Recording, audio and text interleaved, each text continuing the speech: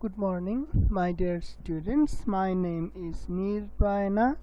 I am currently available at the Hamlet Tuition Center, Brahmatal, Kathmandu, and the Kumudini Kunja Secondary School, Kalimati, Kathmandu.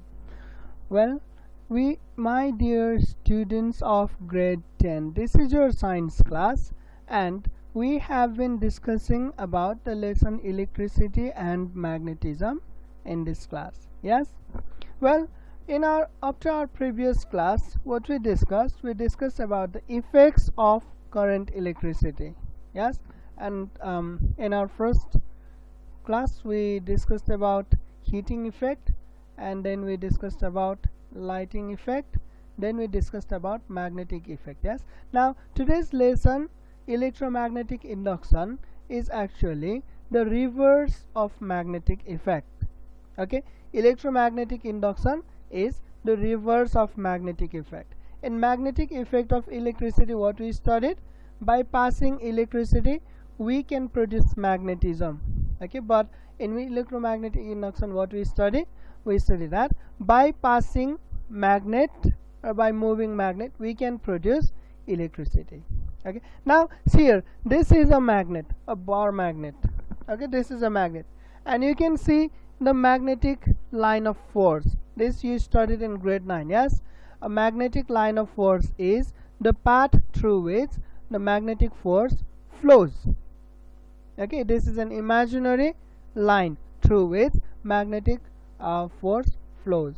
Okay, and magnetic line of force always starts from north pole of magnet and ends to south pole of magnet, and at the pole of magnet they are crowded. See, higher number of magnetic line of forces are accumulated over small area, but as they move away from magnet they get scattered. Okay, they get scattered means in the same number of area less number of magnetic line of force would pass. Okay, now let's say the magnet is far away somewhere here. Okay, this is a coil. Coil is also known as solenoid. This is a solenoid or a coil, and the solenoid is connected to a galvanometer.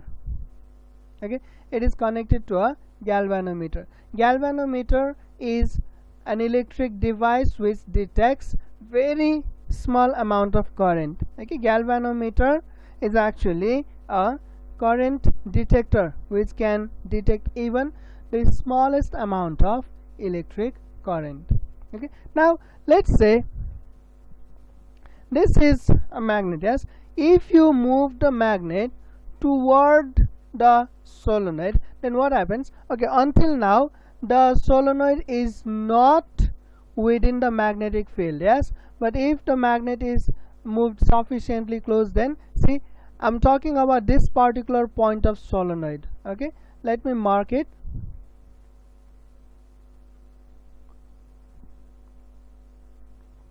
Okay, I want to take circle.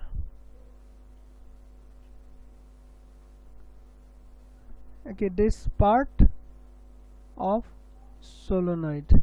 Okay, let's say we are taking this part of solenoid. Okay, at this part you can see that this magnetic field is under effect. Yes, this magnetic field is linked to this part of solenoid. Now if you continuously keep on moving the magnet, then you can see the number of magnetic line of force passing through this field would change.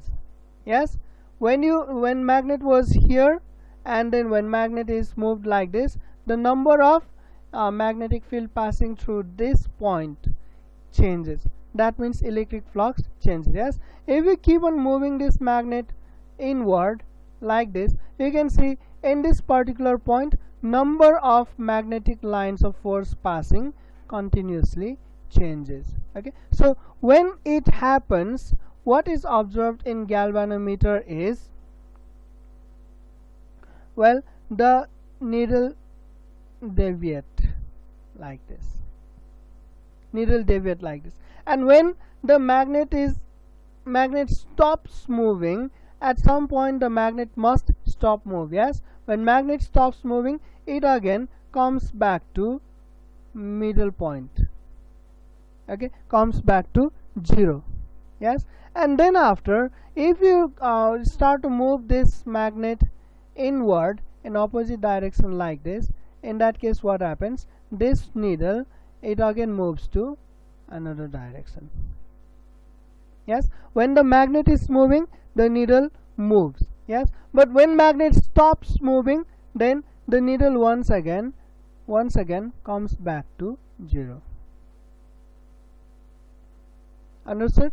So in this phenomenon, what we said, that if the magnet is moved through the solenoid, then you can say number of magnetic lines of force passing through particular point of solenoid is always changing only when the magnet is moving. Okay, only when the magnet is moving, then the magnetic line of forces passing through particular point of solenoid changes. That is known as magnetic flux. Yes, when magnetic flux linked to a conductor is altered, EMF is induced in the solenoid. Oh, okay, so when magnet was moved like this, its magnetic flux keeps on changing. Yes, so because of that change in magnetic flux, EMF is induced. EMF means electromotive force, the force by which electrons move from their position. And when electrons move, definitely it means current electricity. Understood? Okay, so you understand electromagnetic induction now. This process is called electromagnetic induction. I cannot do this here simultaneously, okay, but I can show you GIF. Look here, the magnet is moving. When the magnet moves, only then the needle is deflecting. Yes, only when the magnet moves, the needle deflects. When magnet stops to move, then the needle comes back to 0. Okay, and the direction of needle is based on the movement of magnet.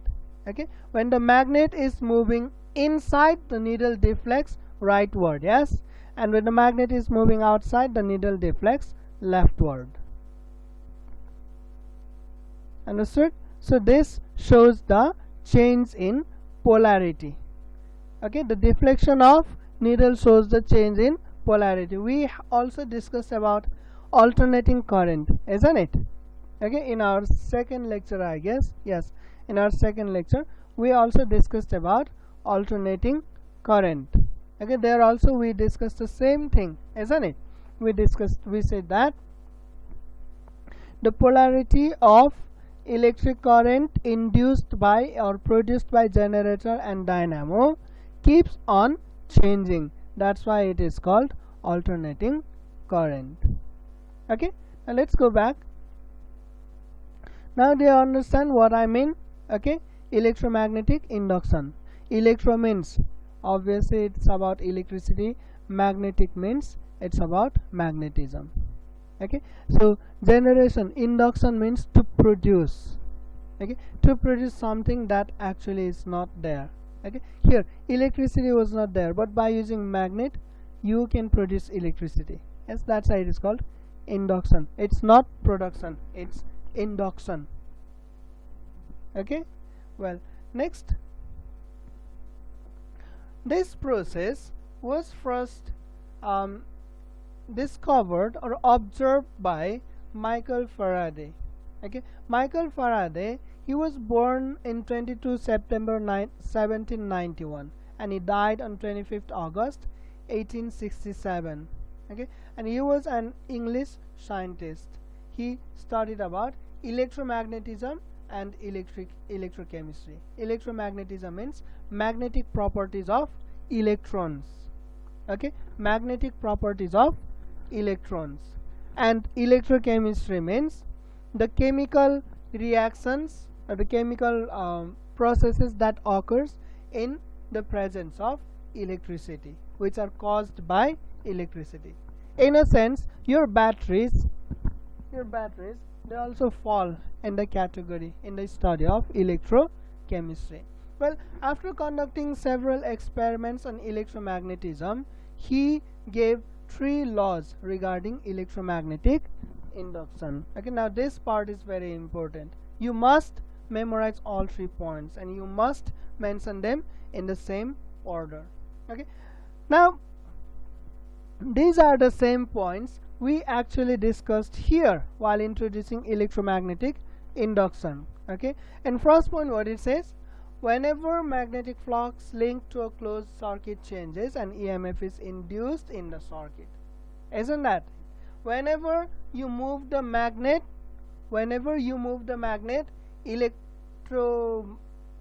electromotive force is induced. That means whenever you move the magnet, EMF, okay, I mean magnetic flux linked to the circuit changes and EMF is induced. Here also we said same. Yes, if you do not move magnet, then there is no change in magnetic flux of this solenoid. Like if you keep the magnet like this, if you keep the magnet just inside the solenoid and you do not move the magnet, then see, the magnetic flux related or linked to the solenoid is not changing at all, is not changing, so there is no electric current. However, if you move the magnet, then what happens? You can see magnetic flux linked to the solenoid is continuously changing when you move the magnet. Okay, and only in that moment, only when the magnet is moving, this needle, it also deflects. Only when the magnet is moving. But as soon as magnet stops to move, what happens? The needle again comes to 0. Needle comes to 0 means there is no electricity being produced or no EMF is being generated. So the first law of electromagnetic induction is that only when the magnetic flux linked to a conductor is changing, only when the magnetic flux linked to a conductor is changing, EMF is generated. Okay, that was the first law. Okay, you can memorize: whenever magnetic flux linked to a closed circuit changes, an EMF is induced in the circuit. Okay, this is his first law. Now second law is the induced EMF lasts as long as a change in magnetic flux is taking place. This EMF, the induced EMF here, it lasts only until the flux is changing. That means when you stop moving the magnet, then the needle comes to 0. When you stop moving the magnet, then the needle comes to 0. That means by moving the magnet, the needle also deflects. Yes, that means there is an EMF. But as soon as you stop moving the magnet, the needle comes back to 0. There is no electricity. Okay, so this is the second point. The induced EMF lasts as long as a change in magnetic flux is taking place. And the third one is the magnitude of induced EMF is directly proportional to the rate of change of magnetic flux. And means if the magnetic flux is changing rapidly, then there will be more electricity induction.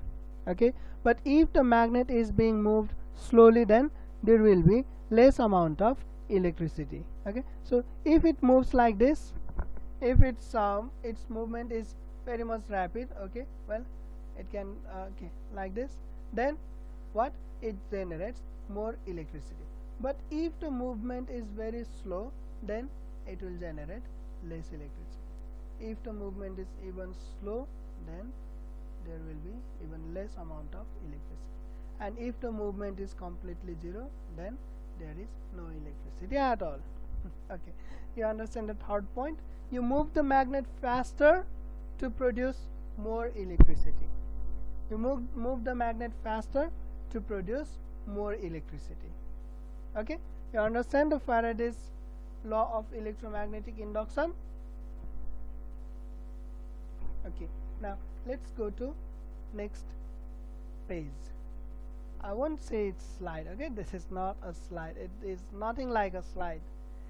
Okay, you might have used PowerPoint. Yes, there you use slides, but here it is not a slide. Okay, now devices based on Faraday's electromagnetic induction, Faraday's law of electromagnetic induction. What devices are constructed based on Faraday's law of electromagnetic induction? Well, the first one is a generator. Okay, do you know what is generator? What is a generator?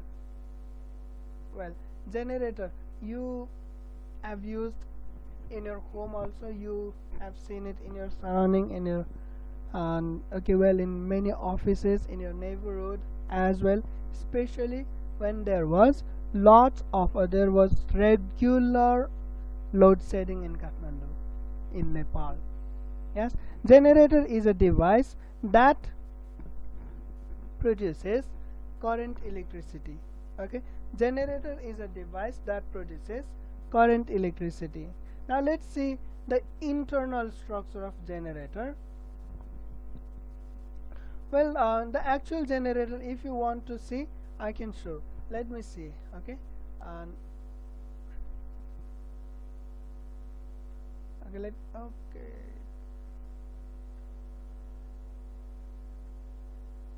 Let me find something here. Generator. Okay, you can see these are the generators which are used in home. Okay, they are small in size, they produce smaller amount of electricity and they consume less amount of fuel. Okay, now let's see industrial generator. Okay, you have seen such kind of generators. Yes, these generators are even larger than our room. They are much larger than our room. If you stand in front of this generator, then you barely reach the meter or controller over here. Okay, this is the actual height. Up to here is the height of a person standing in front of the generator. That means this generator is actually very huge. And such industrial generators, they produce much larger amount of electricity and they consume much more amount of petroleum or diesel as well. They consume much more amount of diesel. Okay, now next generator is hydropower generator. Okay, see, this is the external look of hydropower generator. Yes, it looks just like this. Now what is this internal structure of generator? It is something like this. Okay, these are all the coils. Okay, they contain coils in it, several round coil in each of these rod. Okay, several hundred round coil. See, this reddish hue is actually copper. Okay, each rod contains several hundred round coil of copper. Okay, see how many rods are there. This is only a section of the wheel shown here, section of generator. Yes, if you consider the whole generator, how many rods would be there? It would be hundreds. Yes, so the number of coil would be in several thousand. There would be several thousand, even millions of coils. Okay, and here this is the structure in this part. Okay, here is actually magnetic structure. Yes, is support and magnetic structure. That means these coils are actually in the magnetic field. Okay, however, this is a theory. Yes, but practically what they do is, in outer ring they set up an electromagnet and in inner ring they set up induction coil. Okay, as I told you, the electromagnet and electromagnetic induction, they are just opposite.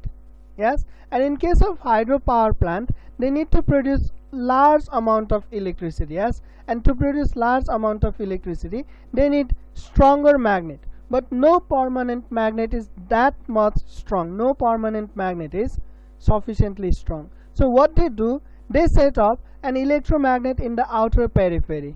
Okay, electromagnet also uses the same kind of setup, the coils. They also use coils. Okay, if you pass current electricity to the coil and the coil is moving, then the coil would become an electromagnet, isn't it? Okay, now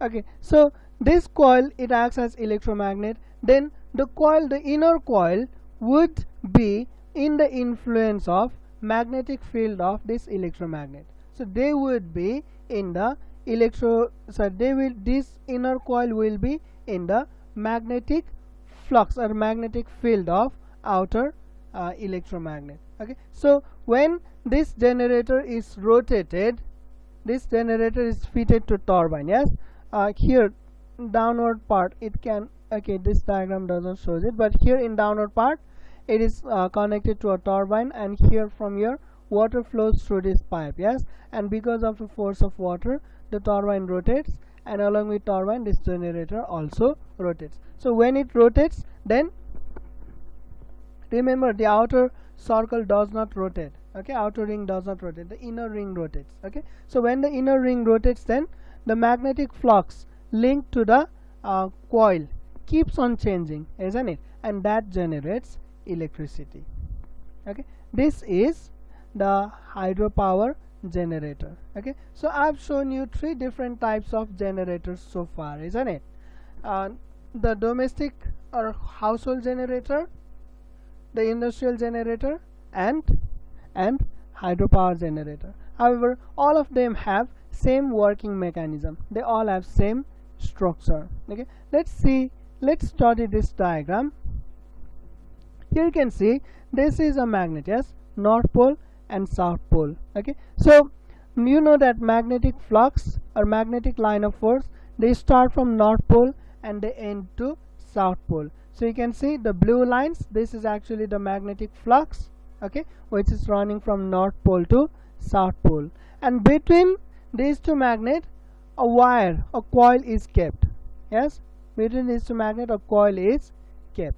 Okay, and the coil, each end of coil is connected to one slipper each. Okay, the slipper is contacted through a carbon brush on both side, on both slipper. Yes, and the carbon brush is connected to what, voltmeter. Voltmeter detects the potential difference of current being produced by it. Yes, now what happens, see this coil is actually connected to a shaft. Yes, and by some mechanism the shaft is rotated. So when the shaft is rotated, along with the coil also rotates, and when coil rotates in magnetic field, then the magnetic flux of coil changes, and that produces current, electricity, and the reading is shown by voltmeter. Okay, and in this case the half slip is used. If you remember, half slip means it is a DC generator.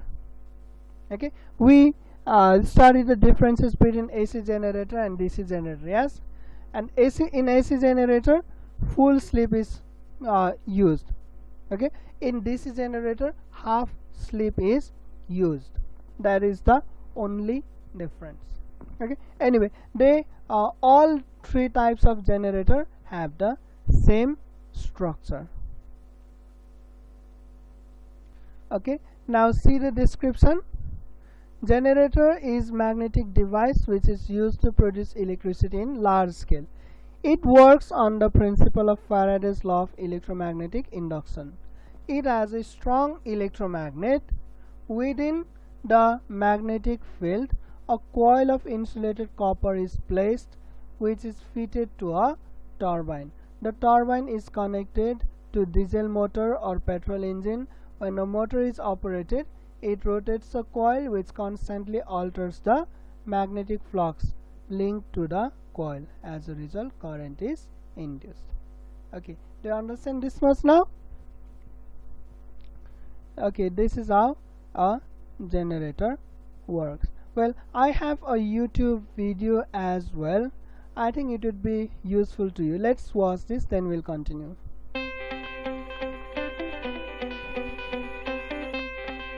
Our world revolves around energy.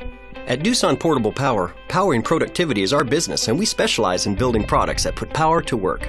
Our mobile generators transform the stored energy in diesel fuel to electricity for daily use. Let's take a closer look. A generator engine converts diesel fuel to mechanical energy that rotates the crankshaft. As combustion occurs in each cylinder, energy transmits to the engine crankshaft, which generates mechanical power for the alternator. An alternator converts mechanical power into electrical energy in a process called magnetic induction.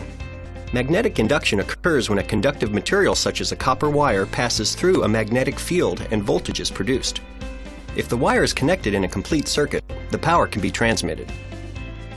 Alternators include two primary parts, a stator and a rotor. The stator contains copper coils wound into the alternator's outer casing. The rotor also has wire coils wrapped around an iron core, but unlike the stator, it is attached to the engine crankshaft so it rotates with the engine. When voltage passes through the rotor coils, it creates an electromagnetic field. As the rotor spins, its magnetic field cuts across the stator's conductive wire and generates voltage. Because the magnetic field builds and subsides, voltage fluctuates between positive and negative peaks, which is known as alternating current. The stronger the field, the higher the peaks. Ideally, voltage levels should be consistent so that constant power is provided when under load. To do so, an automatic voltage regulator, or AVR, adjusts the magnetic fields as needed. During heavy power demands, voltage decreases, causing the AVR to increase the magnetic field. Conversely, when power demands are low, the AVR tempers the field. Doosan mobile generators also include alternators with 6 coils wound into the stator. This provides 3 voltage sources or phases. Because each phase combines 2 coils of wire, the sources can be connected in series for high voltage applications or in parallel for low voltage needs. To simplify wire connections, Doosan mobile generators have a convenient selector switch. When an operator selects the desired voltage, the switch adjusts the connections, and current flows through a protective device called a circuit breaker.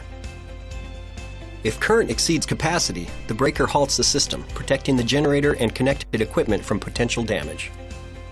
Once power reaches the connection panel, operators can attach power cables to the generator's terminal board, receptacle panel, or camlock panel, transforming electrical energy into light, heat, or motion, providing the power we rely on every day.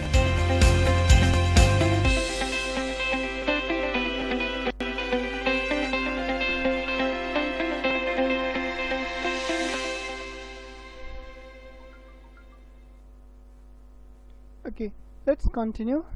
Let me cancel this. Okay, let's continue. Now you understand how does a generator work. Yes, what is the structure of a generator.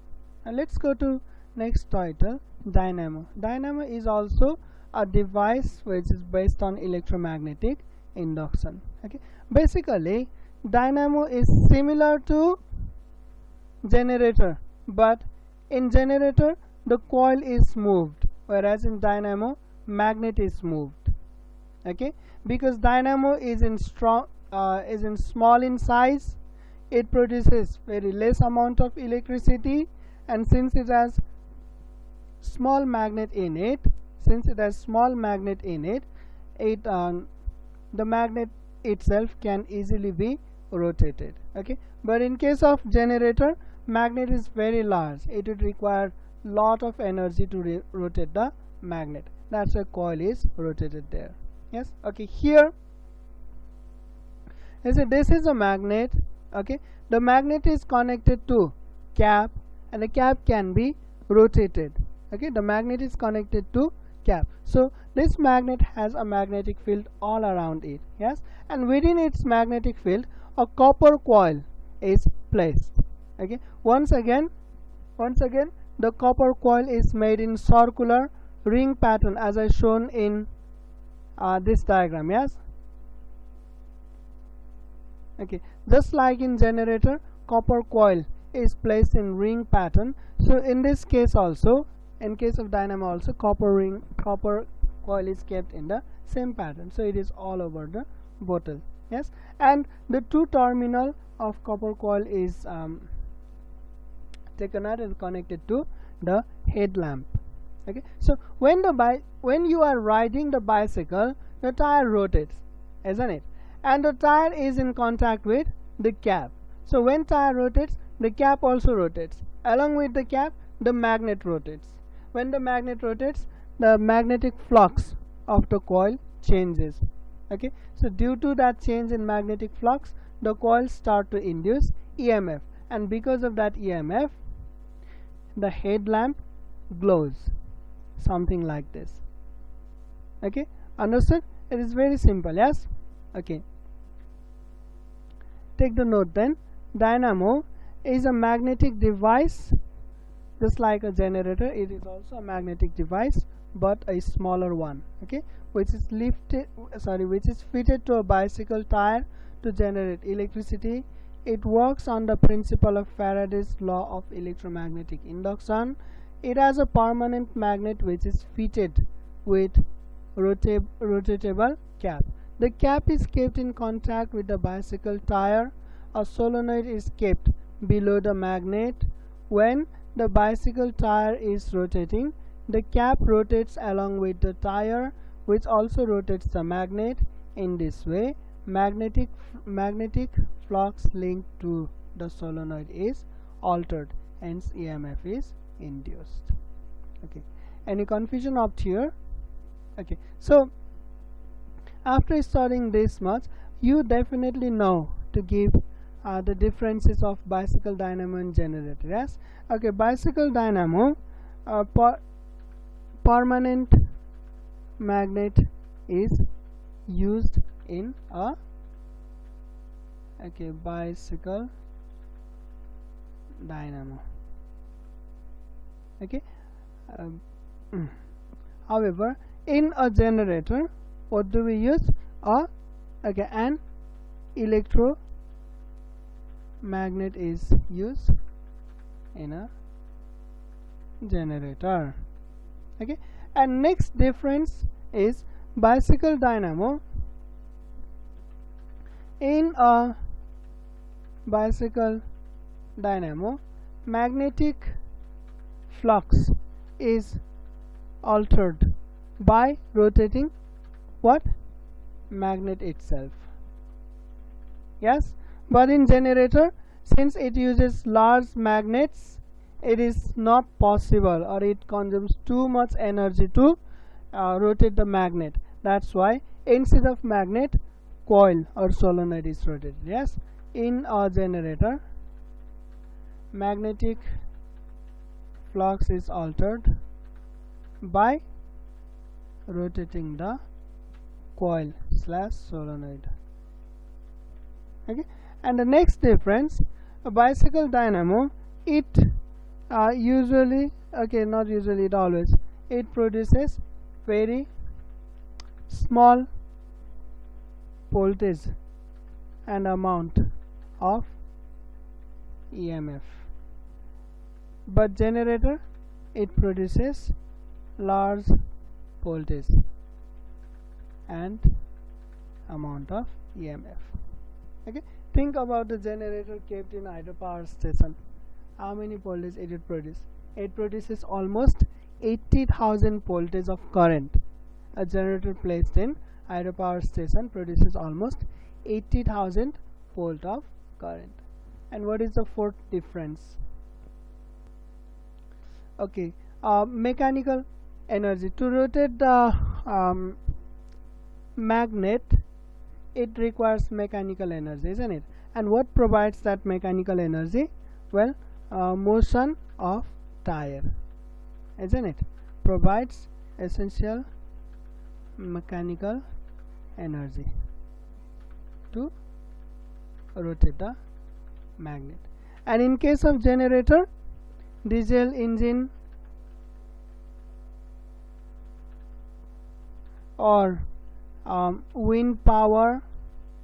Wind power means the kinetic energy of wind, or hydropower, okay, means the kinetic energy of flowing water, okay, and tidal force, etc. provide the essential energy to rotate coil. Okay, any confusion up here? Okay, these are the major differences between bicycle dynamo and generator. Okay, last topic for today. What are the ways to increase amount of current generated by a dynamo or generator? Okay, look at this figure. this is the internal structure of generator. Yes, the working part of generator. Okay, with cover it looks something like this: the outer ring, inner ring. Yes, and it is connected with shaft. Okay, the shaft is connected to several mechanisms, like in some case it is connected to motor, in some case it is connected to turbine. Okay, well, in some case it is also connected to handle, so that you can rotate it with your hand. Okay, so now see the cross section here. This is the outer ring. Yes, also called outer stator, and outer stator has outer coil. See, these coils are wound around rods, as I told you before. Yes, these coils are wound around rod, so that very large number of coil can be made. And this outer ring of coil is used for generating electromagnetism. Okay, the outer ring is for producing electromagnet. Okay, when you supply current electricity to the outer ring, then since it is solenoid, it is in solenoid form, coil form, it generates electromagnetism, isn't it? That means this coil becomes an electromagnet. Okay, this coil becomes an electromagnet. And you can see the inner coil. Inner coil also has inner stator also has number of coils. Yes, several hundred numbers of coils in each ring, and there are several rings, so you can say there are several thousand rounds of coil. So this inner coil is within the magnetic field of this electromagnet. Okay, you can say this is surrounded by electromagnets. Yes, this coil is surrounded by electromagnets. Okay, so because of the magnetic field of these electromagnets, when you move or when you rotate this coil, its magnetic flux changes and EMF is induced within these coils. Understood? This is the inner ring, and this part, it is connected to shaft like this. Okay, this shaft is connected here. Okay, and the shaft is connected to some kind of mechanism which can rotate the shaft. Okay, like a motor or turbine. When turbine is rotated, the shaft is rotated and this inner coil would rotate. Outer coil remains stationary. Okay, outer coil does not rotate. This is how electricity is generated. Yes, now how can you increase the amount of electricity generated by a generator or dynamo? Well, first one is by increasing the number of turns of coil. If you keep small number of coil, then it will produce only small amount of electricity. Okay, that's why the industrial generators are so large. Okay, why? Because you need to put many rounds of coil to produce large amount of electricity. Okay, the size of generator matters when amount of current electricity generated is of concern. Large generator, large number of coils, that's why large amount of electricity. Very simple. Okay, and the second one is by using magnet with strong magnetic field or by using an electromagnet. If you simply keep a wire, if you simply keep the coil, but there is no magnet, suppose there is no magnet, in that case, to whatever extent you rotate the coil, to whatever extent you increase the number of coil, it will not produce any electricity. For it to produce electricity, there must be a magnet. Okay, that means weaker magnet, less amount of electricity. Stronger magnet, more amount of electricity. As simple as that. And the second one, by increasing the speed of rotation of the coil. Since this point regards to third law of electromagnetic induction given by Faraday.